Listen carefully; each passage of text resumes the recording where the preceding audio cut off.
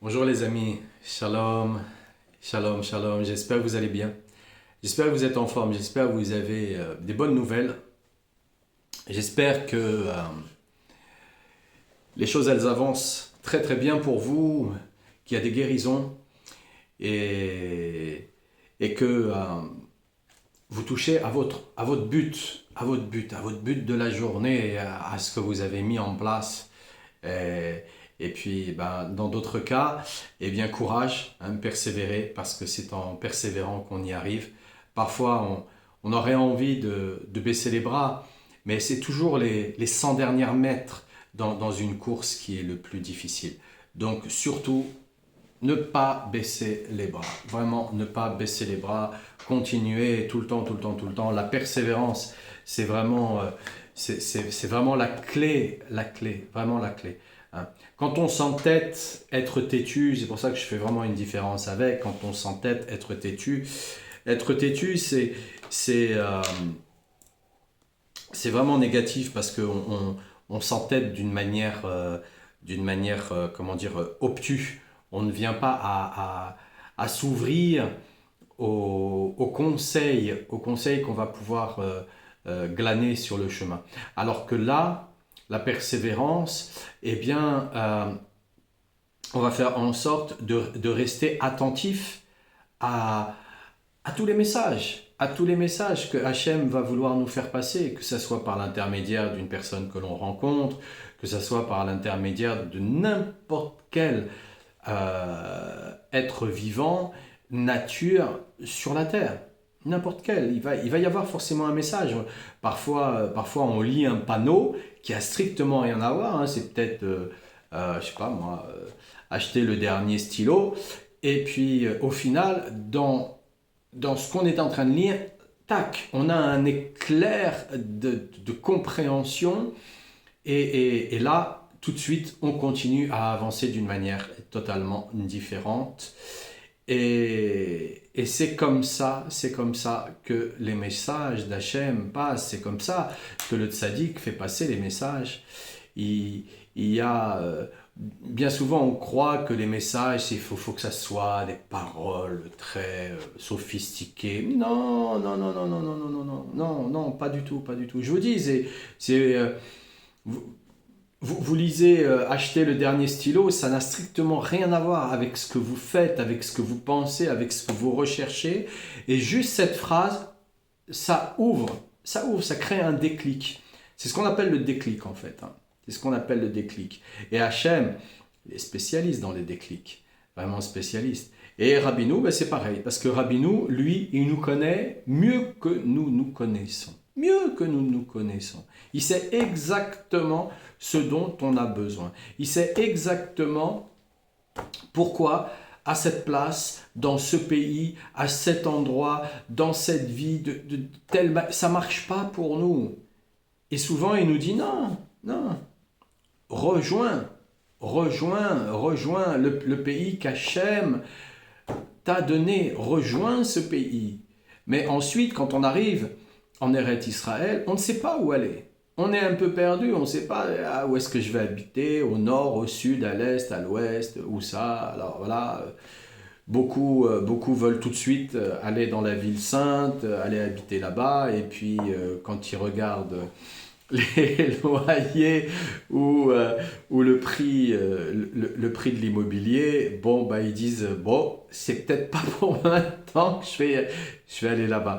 Parce qu'ils bug par rapport à la réalité de ce qu'ils voient. La réalité de ce qu'ils voient. Mais la réalité de ce que l'on voit, c'est la réalité que nous-mêmes, nous avons programmée en nous. Donc, changeons la réalité que nous avons en nous et nous modifierons la réalité qui est à l'extérieur. Et sans rentrer dans trop de détails, mais ça peut tout simplement être non pas qu'un billet de loterie, mais ça peut être tout simplement, un contrat qui arrive impromptu, une personne que l'on rencontre qui arrive, un oncle d'Amérique qui nous cède une fortune qu'on ne savait pas, qu'on ne connaissait pas. Hachem, il peut passer par tous les moyens. Et même si on dit, mais non, mais moi je suis orphelin, j'ai personne, mais il passe par tous les moyens, il peut passer par le biais d'une personne qu'on aurait rencontrée.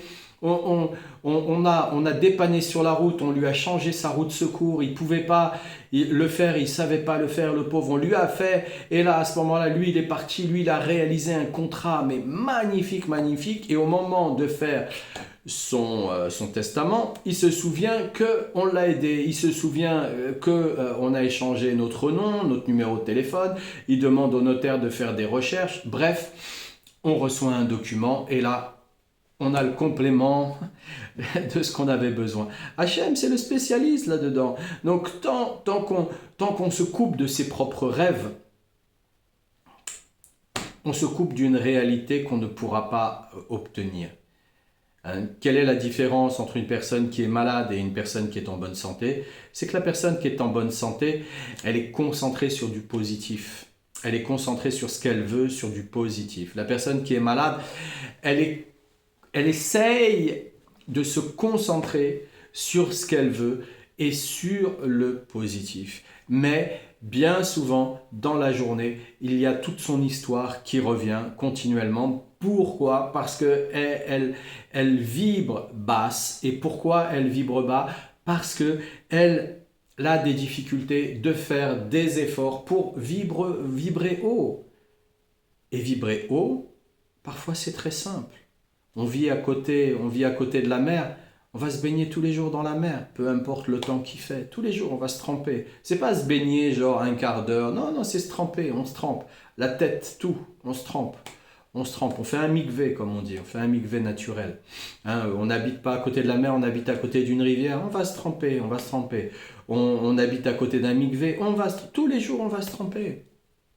Voilà, tous les jours, on va faire en sorte de permettre à l'énergie, déjà, de ne pas descendre, de rester à un bon niveau. Et plus on travaille psychologiquement, verbalement, on parle de choses positives. On parle de Torah, on parle de choses positives. Et plus on va parler de choses positives, et plus on va monter. Le problème, c'est que c'est un petit peu comme la faim. Tant que le ventre, il ne se met pas à gargouiller, on n'a pas faim en vérité. C'est la tête qui a faim. Parfois même, c'est pire encore, c'est la montre qui dit qu'on doit manger. Donc, tant que le ventre ne se met pas à gargouiller, on n'a pas faim. On n'a pas faim. Donc, il faut bien comprendre une chose, c'est que bien souvent, on est dans cette addiction par rapport à des réflexes. Et donc, bien souvent, qu'est-ce qu'on va faire aussi comme addiction par rapport aux réflexes dont on oublie. Ça, c'est grave d'oublier, c'est très très grave d'oublier. On devrait se le noter vraiment partout. Je ne regarde pas des informations, des documentaires, des podcasts, je ne sais pas comment que ça s'appelle, tous ces trucs qui passent à travers les écrans, des choses négatives qui viennent parler de choses négatives, même si c'est pour m'informer qu'il y a un vax qui est mauvais et qu'il y a la vache qui pleure parce qu'elle est devenue folle. On s'en fout, on s'en fout. On regarde les gros titres, ok, je passe dessus. Non, je m'intéresse, je nourris mon esprit que de choses positives. Parce que je ne sais pas si vous êtes au courant, hein, mais il y a des gens qui ont inventé des choses sur Terre. Par exemple, la macrobiotique. Il est mort de 2 cancers. Pas 1, 2. 2 cancers. Répétition. D'accord? La macrobiotique, elle l'a pas guéri. Il n'y a pas de solution miracle au niveau alimentaire puisque c'est pas généralisé, c'est totalement dépendant de chaque individu, et en plus c'est en fonction des saisons, et en plus c'est en fonction du pays où nous vivons, par rapport au climat où nous vivons, donc c'est très très particulier. Très très particulier. C'est pas un nutritionniste, même s'il peut nous aider sur certains points, mais sur ce point-là, il ne sait pas. Donc c'est pas un nutritionniste qu'il faut. Donc c'est vraiment un individu qui va être spécialisé dans la prise de votre pouls énergétique et qui va savoir par rapport à vos humeurs, à quel endroit vous vous placez. Est-ce que vous êtes plutôt feu? Est-ce que vous êtes plutôt eau? Est-ce que vous êtes plutôt les deux? Est-ce que vous êtes plutôt donc un mélange? Est-ce que vous êtes plutôt vent? Est-ce que vous êtes plutôt terre? Bref, il va regarder par rapport à votre humeur. Et de là, il va corriger votre humeur. Parce que parfois, on a une humeur qui est, comment dire, pas dans le bon sens. Il faut déjà la corriger pour arriver à l'humeur qui est dans notre bon sens. Il y a plein de gens, par exemple, qui mangent du piment, qui mangent du piquant, qui aiment bien les trucs, le piquant, le machin, le ceci, le cela. Alors que par rapport à leur humeur, il faut surtout pas. Surtout pas, surtout pas, surtout pas. Si on est haut, il faut manger du piment. Mais si on est feu, il ne faut pas manger du piment. Donc il faut regarder par rapport à ça. Et parfois, ce qui se passe, c'est que on est feu, mais pour une raison qui appartient à des traumatismes, qui appartient à notre vie, qui appartient à ce qu'on a vécu, etc., etc. Alors à ce moment-là, ben, on n'est pas feu, on est plutôt eau. Et on ne sait pas. Et on est quand même attiré vers le piquant. Alors quand on va manger du piquant, ben, ça ne nous convient pas. Parce que ça va créer encore des dérèglements. Donc le foie, il en prend. Il en prend beaucoup. Il en prend beaucoup. Donc on va plutôt devoir manger des côtés terre. Parce que ça va faire éponge. Éponge, on va éponger l'eau. Et quand on va voir qu'au final, eh bien, on est un peu plus dynamique, qu'on a remonté au niveau du dynamisme, hein, on est moins sensible. Parce que la sensibilité, c'est pas pleurer, non, c'est pas pleurer la sensibilité. La sensibilité, c'est pas non plus je ressens tout, je sors pas de chez moi, je peux pas. Non, c'est pas ça, c'est pas ça. Ce sont des dérèglements. La vraie sensibilité, c'est on voit clairement avec ses yeux, parce que les yeux, ils ont été faits non pas que pour voir la matière, ils ont été faits pour voir ce qui n'est pas matière. Donc on voit véritablement avec les yeux. Et on ressent véritablement l'environnement qui fait que là, on sait que on ne va pas rester plus de 2 minutes là. Non, je vais te serrer la main, je vais te dire bonjour, excuse-moi, je suis en retard. Et je m'en vais. On va pas essayer de faire du social pour essayer d'aider un individu. Non. Parce qu'on est sensible. Parce qu'on sait que là, de toutes les façons, tout ce qu'on va dire, on aura perdu en énergie. Et notre énergie, c'est notre argent. C'est notre argent, c'est notre richesse, notre énergie. C'est ça. C'est pour cette raison que les autres, là, ils essayent de la monnayer avec du pognon, cette énergie-là. Parce qu'ils savent pertinemment que cette énergie-là, elle vaut beaucoup plus que l'argent qu'ils donnent. Et beaucoup se font avoir, malheureusement. Voilà. Donc une fois qu'on aura pris conscience que notre énergie, c'est notre argent, que le temps que l'on a avec cette énergie, quand on le met dans l'étude, quand on le met dans le service à Hachem, cette énergie-là, on gagne beaucoup d'argent. Alors à ce moment-là, l'autre côté, c'est pas qu'on va plus rien faire. Non, pas du tout. C'est qu'on va savoir mieux gérer, mieux s'organiser. Et comme on s'organise mieux, eh bien, on travaille beaucoup mieux. On se lève plus tôt le matin, on va se coucher plus tard le soir, parce qu'on aura bien organisé sa journée. Et tout ça, ça part de savoir de quelle humeur nous sommes. De quelle humeur nous sommes. Donc certains savent le faire et d'autres pas du tout. Beaucoup en parlent. Enfin, les humeurs, c'est très très rare. C'est très très rare. On va vous parler au niveau ayurvédique, Pitta, et je ne sais plus quels sont les noms là comme ça en tête. Je ne suis pas dedans. Mais voilà, Pitta étant donné c'est le feu. Et on va vous parler comme ça, voilà, mais très peu ça véritablement prendre le pouls et calculer ce qui est, et puis ensuite savoir vous habitez où, à quel endroit, votre maison elle est placée comment, votre lit il est placé comment.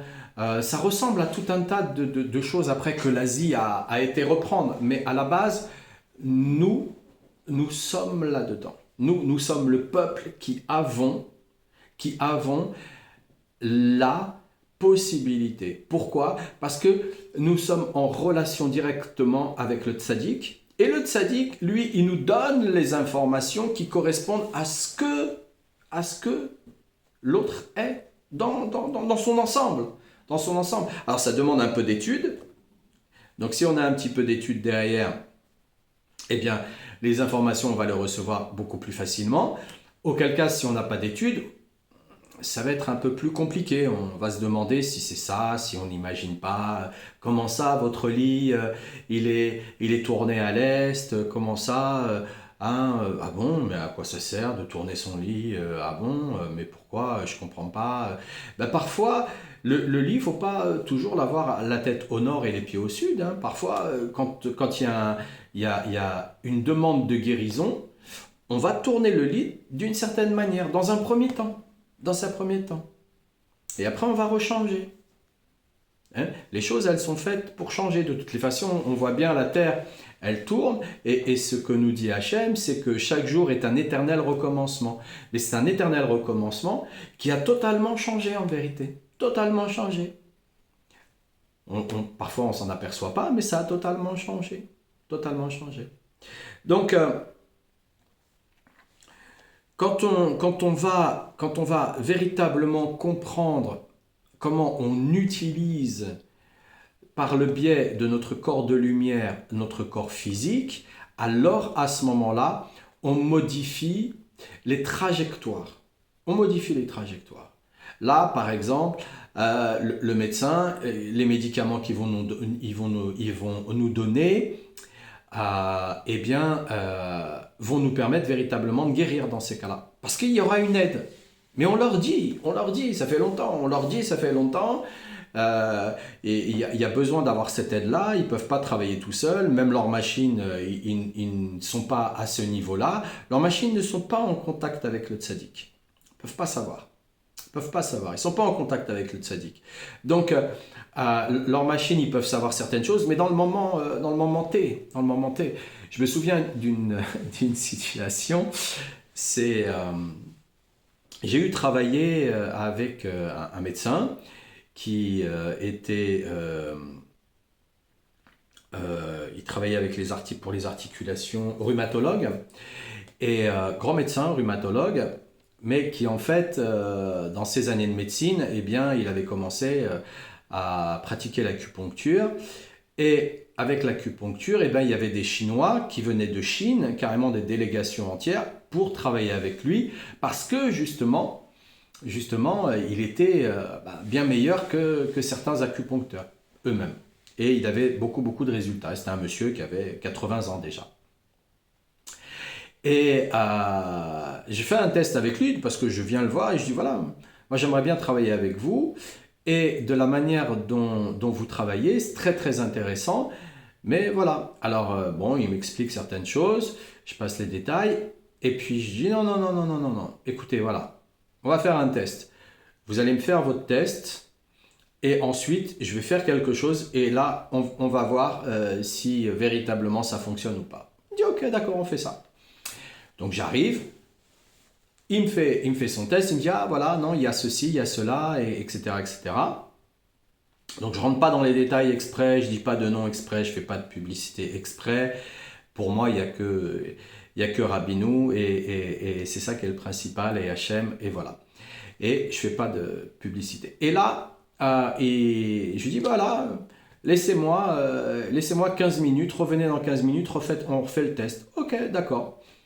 Il revient 15 minutes après, il dit je comprends pas. Tout mon test est faux. Là, vous êtes totalement guéri. Je dis oui, ben oui, totalement. Il me dit mais moi je sais pas faire ça. Je dis ben oui, mais c'est là justement pourquoi je suis là. Pour vous emmener à vous mettre en connexion avec autre chose ce dont vous avez l'habitude. Ce que vous avez l'habitude, c'est très bien, mais il y a encore mieux.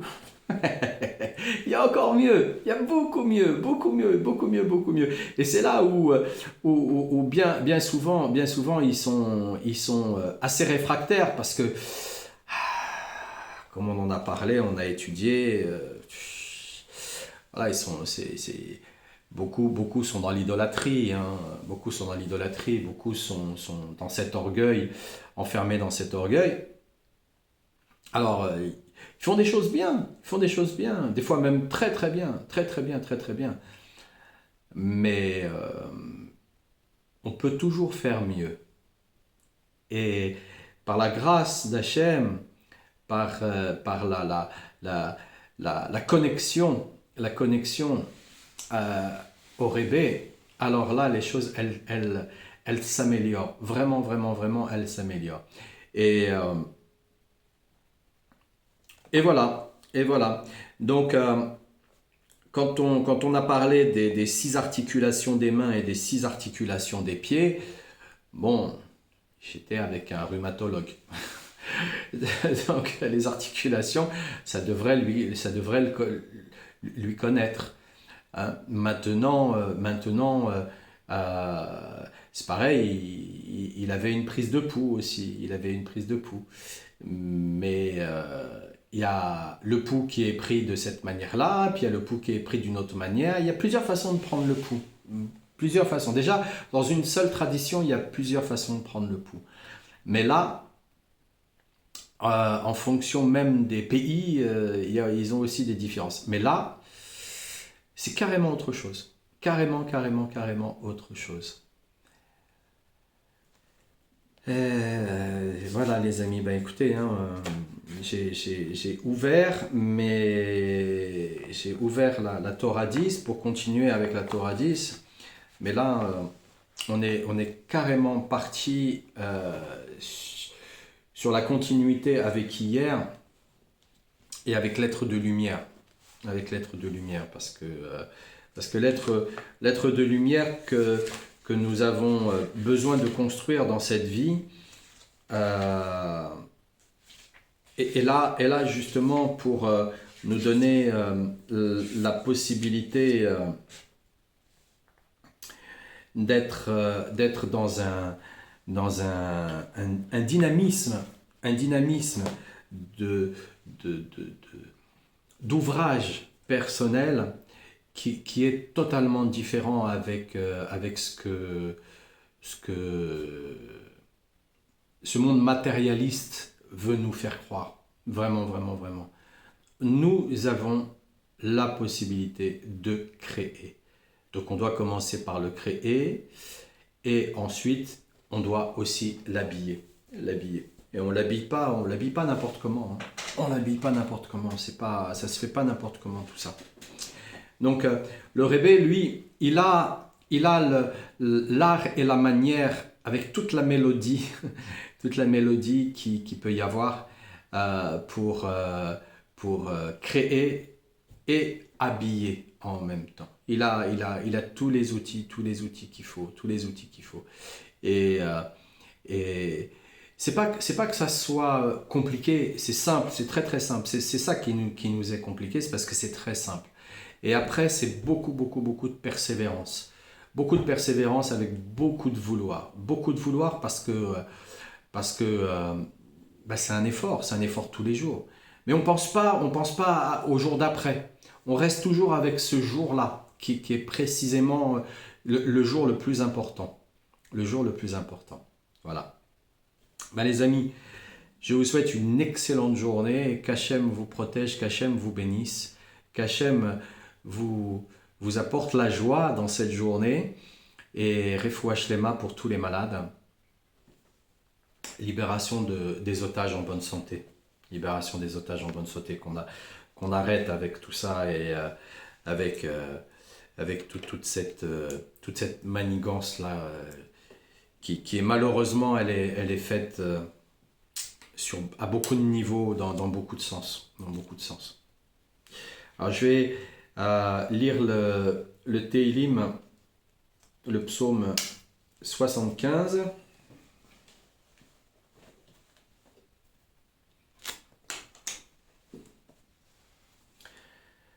Vanatseach al tashchet mizmor le'asaf shir odinu lecha Elohim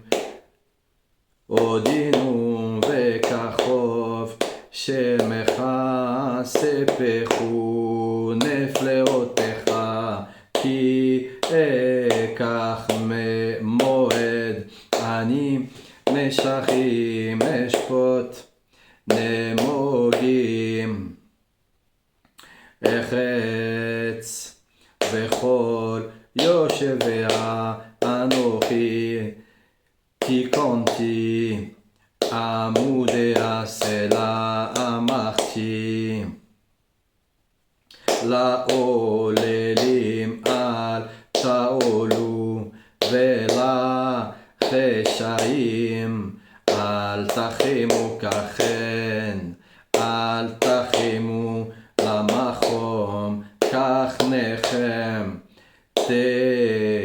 תדבחו בצווח עתק כי לא ממוצא וממאחיו ולא ממטבח אחים כי אלוהים שופט זה ישפיל וזה יחים כי חוס ביד אדוני ויין חמך מלא מסך ויגח מזה שמחך ימצאו ישתו כל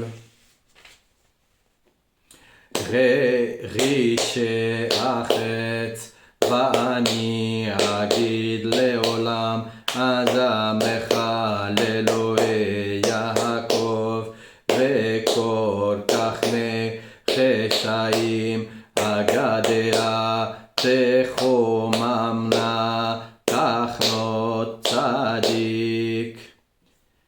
ברוך השם. Merci Rabbeinu, Kadosh. Excellente journée les amis.